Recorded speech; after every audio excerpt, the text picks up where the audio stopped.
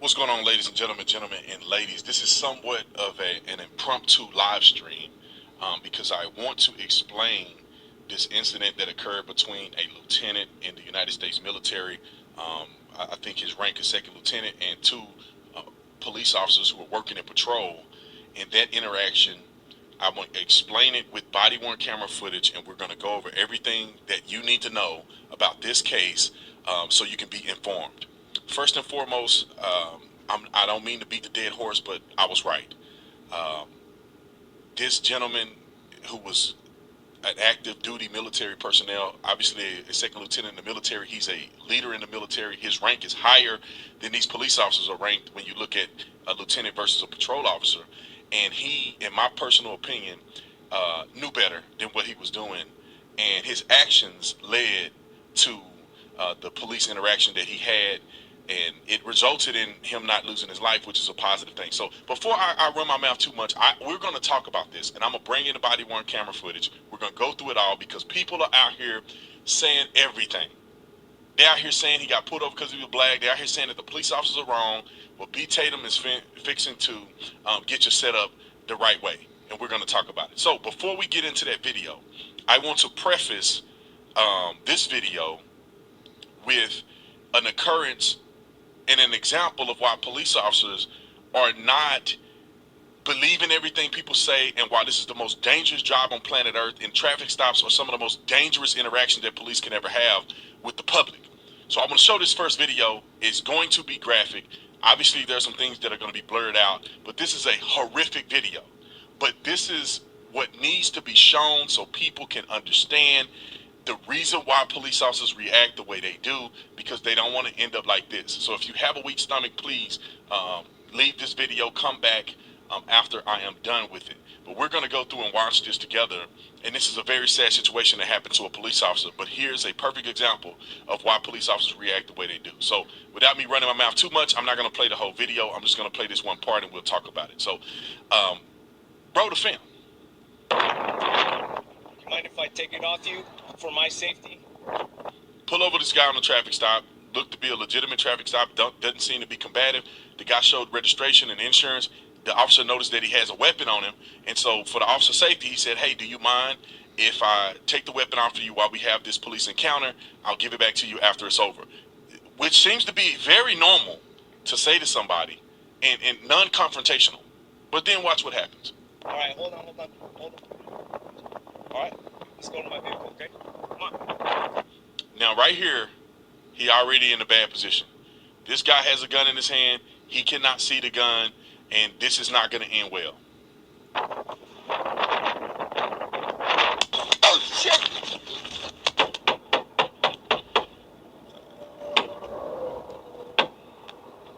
So they blurred out. The cop is here.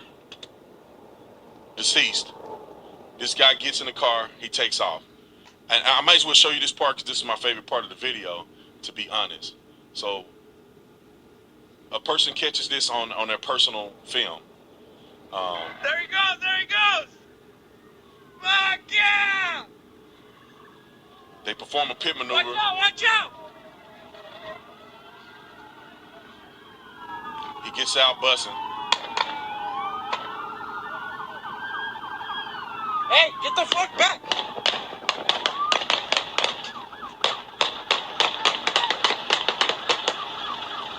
And then rightfully so, he's no longer with us. So that is where I'm leading us to this next interaction, where everybody's talking about this police, this lieutenant in the military and his interaction with these police officers. So after you watch that, and you can see how dangerous and things can escalate very quickly without warning, the dude is being cooperative, turned around and went through a whole high-speed chase for no reason.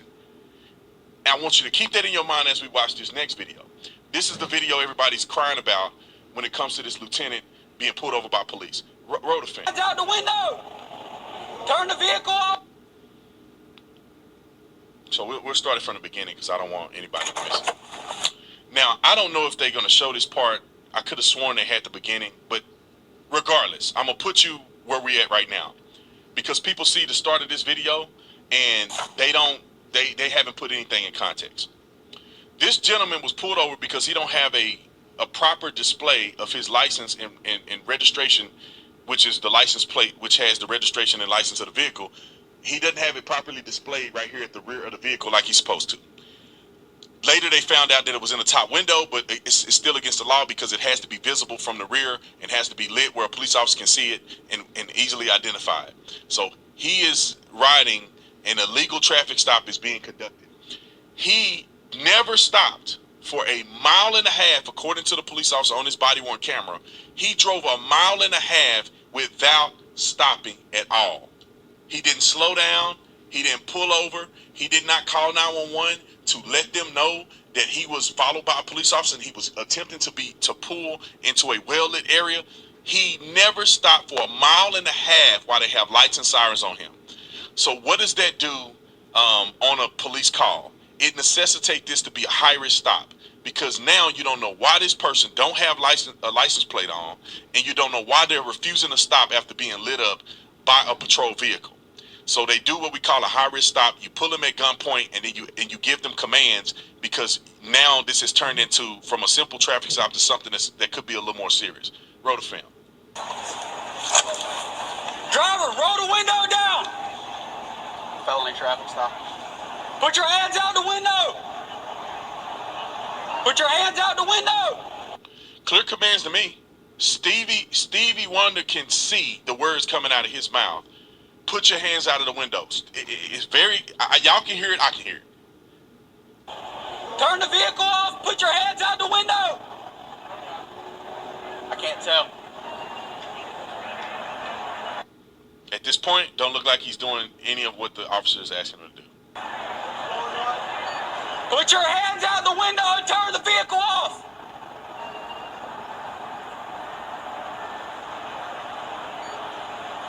Put your hands out the window. He's now asked him 5 or 6 times, put your hands out the windows at gunpoint. And you will be able to see the video from the second lieutenant's perspective, because he had his own stuff he set up in the car. 5 or 6 commands to put your hands out the window. You can see his hands right here. He has his elbow here, but he don't have his hands out the window. Refusing commands. Now, police officers are even more heightened. This dude refused to stop, and now he's not even cooperating with police. And y'all just saw that video that I played before this one. He's not complying, Judge. See, and they put the video up the same time so you can see it all chronologically. While he's giving these commands, this gentleman is setting his phone up to in my personal opinion, to be a martyr. He didn't set his phone up, but not listening to commands. Come around your side. Let me see your hands. He still don't put his hands out the window. One hand is out, the other one is sitting right here on the thing. Look at the smug on his face, because he's not listening to what they're telling him to do. How many occupants are in the vehicle? What's going on? How many? Yeah, I'm heated with this. He said, how many occupants are in the vehicle? He's still not cooperating properly. What's going on? Brother, what do you think going on? They yell at you, they got a gun out, they tell you to get out the car, and you knew that they had you lights and sirens for a mile and a half. What do you think is going on? All right, come on. Occupants are in your vehicle. It's only myself. Why are your weapons drawn? What's going on? Open the door slowly and step out. Open the door. I'm not getting out the vehicle. What's going on? They're giving him clear commands, get out of the vehicle at gunpoint. He just took them and didn't stop for a mile and a half. He set his camera up, and now he's saying, I'm not getting out the vehicle. What's going on? This is not the way you conduct yourself as a second lieutenant in the military, as a citizen in general. But as a person that's a second lieutenant in the military, you are a disgrace for acting this way. Let's keep watching. Get out the car. Open the door slowly and get out. What's going on? Get out of the car now. Open the door and get out the car. Consistent commands. Now, people have argued, and they're going to give contradictory commands here in a minute because they're going to talk over each other. But he has had a solid 10, 15 commands to put his hands out the window, open the door, get out of the car. He's not doing anything that they asked him to do. Hold. Keep your hands outside the window. Now, that's a tactical term that he's saying. He's saying hold, meaning that he don't want the gentleman to go too far and get himself in a compromising position. These tactics aren't very good to start with. There's no way in the world, if I thought this guy was a threat, that I would be anywhere near gas pumps. I would probably be on the other side of this car over here. If I was him, I would stay behind cover, keep giving commands. There's no exigency to rush to try to confront him because there could be 5 people in the car. This guy could have a gun. You don't need to stay behind cover. You react on this side. You get a guy in the dark to react on the other side. You put a person in the darkness. His attention, as you can see, is out the window at this officer right here. To a certain degree, he don't really see the officer that's body-worn camera is here. He only see this officer at the top. Which, this is a tactical strategy, but if he starts shooting at the gas pumps, you in no man's land. You want this officer here to be on this side. Even if it's close to the street, you still want him to be in the darkness where his attention is out this window. The officer over here can assess without being identified. Tactics aren't that good in my opinion. Keep your hand. So now he noticed this officer here in this camera, which is standing out by the pumps. They're both exposed at this point. Outside the window. My hands are right here. What's going on? Get out of the car now. Get out of the car. What's now. going on? Get out of the car now. Get out of the car now. I'm serving this country, and this is how I'm treated. So look at him. I want y'all to see. He's refusing to do what he's supposed to do, and he tried to pull rank, which this is another reason why he should lose his job in the military and be discharged. He's trying to pull rank on these officers, refusing to do what they asked him to do. They're telling him they're giving him commands. Now he want to pull rank and say, this is how I'm treated, and I serve this country in the military. Just listen. Yo, what? Guess what? I'm a veteran too. I don't know, babe. Get out of the car. What's going on? Get out of the car now. What's going on? What's going on? You're fixing to ride the lightning, son. I'm sorry, what? Get out of the car now. Now, my personal opinion, very simple, is that you follow the directions. This is not the point where you argue with the police officers. This is not the time for you to be getting into a theological battle with cops. Get your out of the car like they asked you to, or things are going to be escalated. Keep watching. What's going on? Get out of the car now. Get out of the car. Sir, just get out of the car. Work with us and we'll talk to you. Get out of the car. You received an order. Obey it. I'm honestly afraid to get out. Can I? Yeah, you should be. Get out. What's Get going out. on? What Get did out I of the do? car. Get out I now. have not committed any crimes. You're being stopped for a traffic violation. You're not cooperating at this point right now. You're under arrest For a traffic- You're being detained. Okay, you're being detained for For a obstruction of justice. traffic violation. So he's sitting there trying to play lawyer. The officer misspoke and said he was arrested, but he corrected and said you're detained. When you pull a person over on a traffic stop, they are not free to leave. That is a legal detention. And when you're detained, you're not free to leave. The officer has every right to be in a safe environment while they're conducting the traffic stop. They asked him to get out the car. He does not have a right, according to case law and according to the law, for him to refuse to get out of his car after he had taken these officers on a 1.5 mile ride. He's refusing to comply, and they need to be safe. So they're going to get him out of the car so he don't whack out and drive off or go grab a gun from somewhere. They are within their rights to do so. And I'm going to explain to you the de-escalation of force here after we finish watching this. Violation. I do not have to get out of the vehicle. You haven't even told me why I'm being stopped. Really? Get your hands. Get out of the car now. Get out of the car. Get your hands off me, Get out. please. Get your hands off me. You know what? Get your hands off me. Get your hands off me. Back up, I Daniel. didn't do anything. Don't do that. Sir, Get out of the car Don't do now. that. Hey, sir, Get out of the car now. So everybody talks about de-escalation. They started at the highest level of escalation, which is police presence, and they're holding a gun. This officer holstered his gun. He de-escalated. Now they've gotten a little closer to him. They don't feel that he's a threat, a deadly threat to them immediately. He holsters his gun. That's a de-escalation of force. This gentleman right here started with a gun, went to taser. That's a de-escalation of force from lethal force to a taser, which is less lethal. Then he went from a taser to pepper spray. He de-escalated his amount of force that he used. Pepper spray and hard hand control is a de-escalation from showing up on the scene with a gun pointed, giving commands. These officers were going through the force continuum and de-escalated. Just because your voice doesn't go down doesn't mean that's not a de-escalation.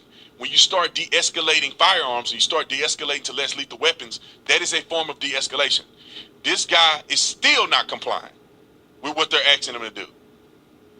Sir, dude, I'm trying to talk to you. Okay. I'm trying to talk. Get out. Just get out of my car. Can you please Get out. relax? Can Get you out. please relax? Get out of the car right now. This is not how you treat a vet. I'm actively serving this country, and this is how you... Now he's refusing to open the door. He's holding his arm against the door as this officer is attempting to open the door. The big officer here threatened him multiple times. I'm going to pepper spray you, which is a show of force. He had every reason to believe if he did not comply that he would be pepper sprayed by the big officer here in the camera, who's also a veteran in the military. This guy is still active duty. I hope not for long. But he's warning him. Over 5 or 6 times, maybe even more, he's warning him. He's trying to keep the door shut.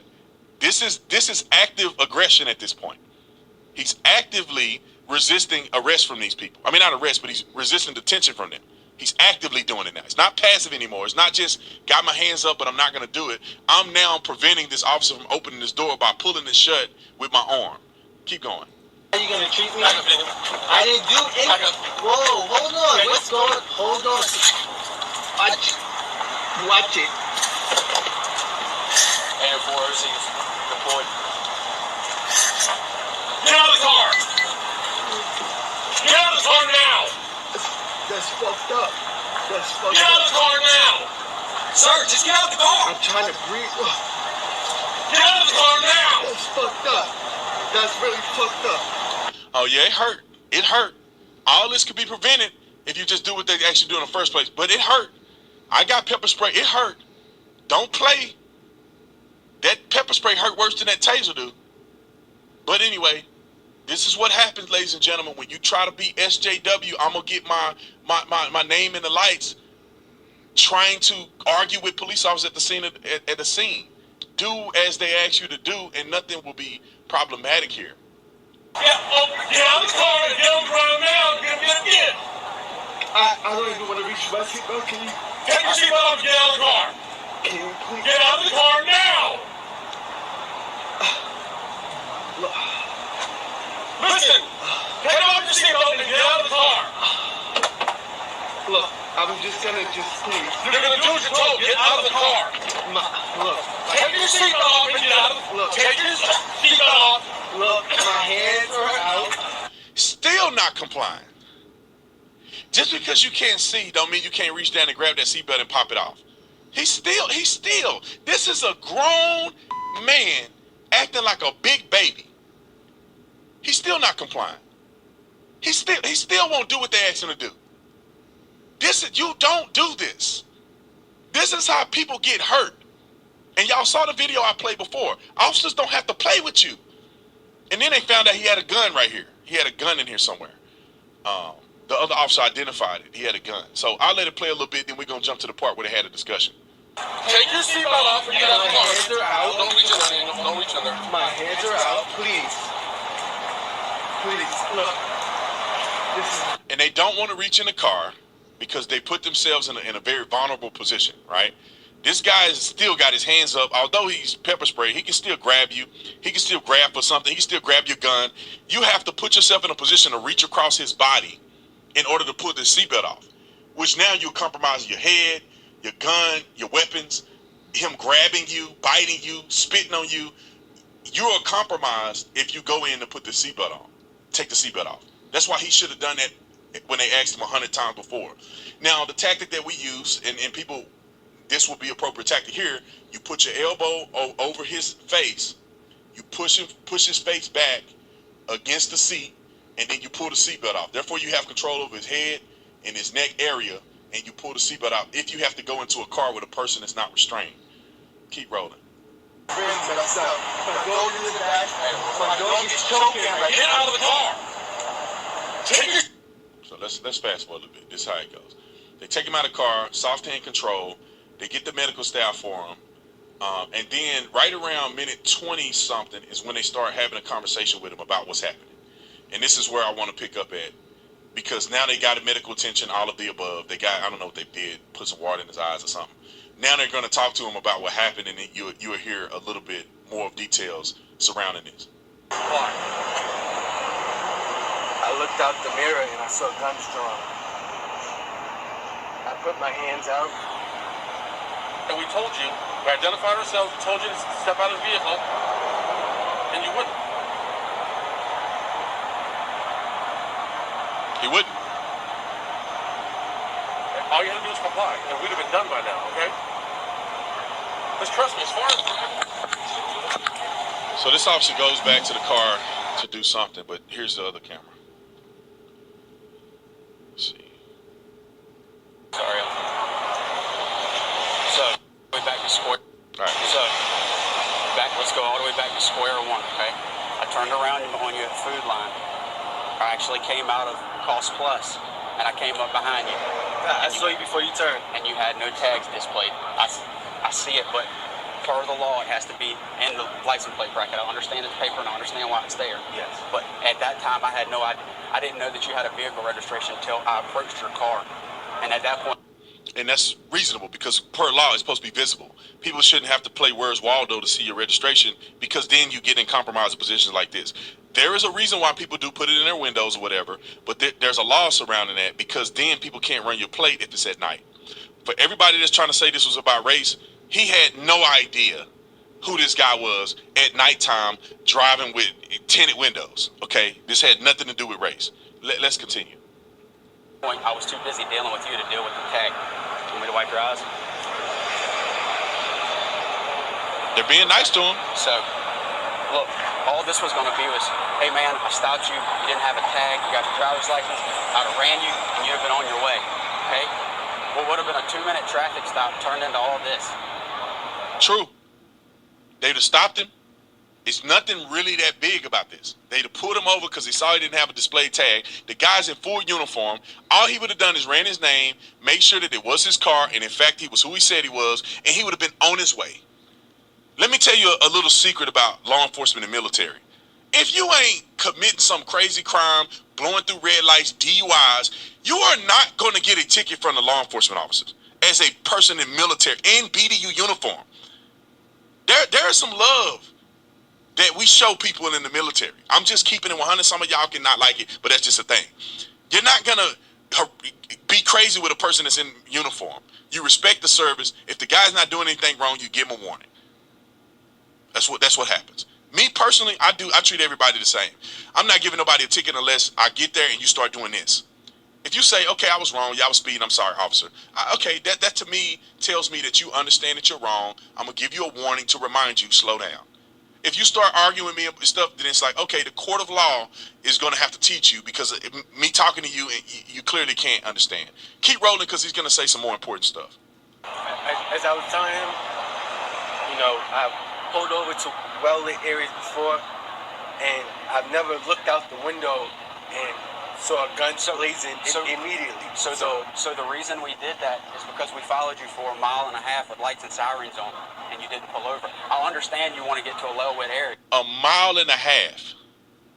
I want anybody, for y'all, when you get off of this live stream, I want you to get in your car and drive 1.5 miles. We'll just track it one day when you're driving, and you'll see how far that is to follow somebody with lights and sirens, and they're not stopping. 1.5 miles. Bruh. A well-lit area. I get that. But when we follow you that long, look at the climate this day. And against everybody. Against us, against y'all. You know what I mean? Yeah. I'm not out to hurt you, and I know you don't want to hurt me. That's not what it's about. And when he say us and y'all, I believe he's referring to police and military. I don't think he's referring to black and white. He could have been, but I take it as us and y'all, meaning y'all in the military are targeted too, and so are we, on simple stuff like traffic stops, which at the beginning of this video, y'all saw what I'm talking about. What it's about is making sure that everybody goes home at the end of the day. So when you don't stop and you continue to proceed, our suspicions are raised. What's going on in the car? What don't he want us to see? So you pull into here, and if you would have just complied with the simple commands that we were giving you originally, it would have been done and over with, and you would have got back on your car and you'd be gone by now. But you wouldn't get out the car, you wouldn't comply. It was just looking out the mirror and seeing your guns out already. That's what I was asking, like, what's going on? These people are so disingenuous. He wasn't concerned about what's going on. I can see it. You can see the expressions on his face. He was being smug. He was going to defy the police. And in my personal opinion, that's my opinion. I could be wrong. I'm not in his brain. But when I look at the way he's talking, the way he's acting, he's like, screw these guys. I'm going to get my 15 minutes of fame. Think about this for a minute. I want y'all to contemplate this for a minute. If you are doing nothing wrong and you understand that you're being pulled over, you drive to a well-lit area because you feel safe in a well-lit area. How do you go to a well-lit area and then still don't comply? What are you talking about? You went to a well-lit area because you were afraid. They're trying to stop you for a mile and a half. Reasonableness will tell you that, okay, they must think that I'm doing something I'm not doing. And you still don't comply. You still don't. Brother, and then you say, well, I was afraid. You got your phone out. They cuss, they yelling at you with a gun. You put your phone up here and you're looking and you like, what? What's going on? Man, I'm not doing that. Like, he don't seem afraid. He don't seem scared. He's not shaking. He's not none of that. He just, I'm not getting out the car. Bro, that's not fear. That's you being a jerk and not complying and putting your life on the line for no reason. Just and not to mention you have just I know you weren't reaching, but not to mention you listen to this. The gun at your right leg. You get our perspective though on the. He got a gun at his right leg. He didn't reach for it, but this man, not complying, got a gun on him. Got a gun on him. I don't know what martyrdom done did to our people. When I say our people, I mean American citizens. That you willing to, not going to stop for a mile and a half. You don't comply with the police, and you got a gun on you. Like, bro, are you trying to get shot? Do you want to lose your rank in the military? What is it that people of color have to be combative against police so bad that they're willing to die for it? They're willing to lose their rank in the military. And this guy is not even black. I don't even think he's black. On the news, they call him Afro-Latino. Afro-Latino? They making up anything to make the brother black. Nazario ain't a black name. Nazario sound Hispanic. Now, he could be mixed or whatever. But in the paper, it says a Afro-Latino man. Anything to make this brother black, they will do. Keep watching. Safety issue for us as well. You get that? yeah, I do, and that's why I put my hands out and I was just asking what. And when you put your hands out, they were like this outside the window. How do we know nothing's in your hands? And I was telling you, stick your hands out, stick your hands out, stick your hands out. Then I was having you step out. You wouldn't do any of it. Following what I'm saying? Okay. So this can go one or two ways. Okay. So then the veteran police officer, because you could tell he was kind of telling the younger officer what to do, keeping them tactically sound, which I think their tactics weren't that good, in my personal opinion. However, I wasn't there. But he went and talked to the chief, supposedly, and now he's going to give him the ultimatum that I think is very important for people to know. Better. And I keep calling you Lieutenant. I told you I'm a veteran. I respect rank. Okay, I was a corporal in the Marine Corps. He was a corporal in the Marine Corps. Now, I don't know if you're telling the truth, but that's what he said he was. He was a corporal in the Marine Corps. Respect rank. However, I do have a job to do, okay? I just talked about Chief of Police. You asked for a superior. He's off, obviously, right now. Saturday. I called him. He came out, talked. Here's how that's what I was thinking. I told him what I wanted to do. He said, that's no problem. Two ways we can handle this. We can either sit here with you until you get your eyes back where you can see, and I mean at a good distance so you're safe to drive, okay? And you're going down the road. Go do your deployment, go continue serving my country, which I respect and I thank you for, okay? Or we can push the issue, write you tickets for no license plate displayed, and for obstruction of justice. I don't even need to go that route because that route makes the Army get involved, and I know how they are. You don't know this. The Army, he'll vouch for it because he's been in and he's got friends that are legal officers. I know. The military is the only place. The military is the only place where double jeopardy exists legally. Because whenever we do things, the Army can turn around and jam them for the same thing. I don't want to see that happen. You're obviously a second lieutenant. You ain't been in very long. But if you plan on making a career or even 6 years or whatever, it's up to you. I don't care. There's no need getting this on your record. I don't want it on your record. However, it's entirely up to you. If you want to fight it and argue, I mean, and I don't mean that disrespectfully, okay? I mean, you have that right as a citizen.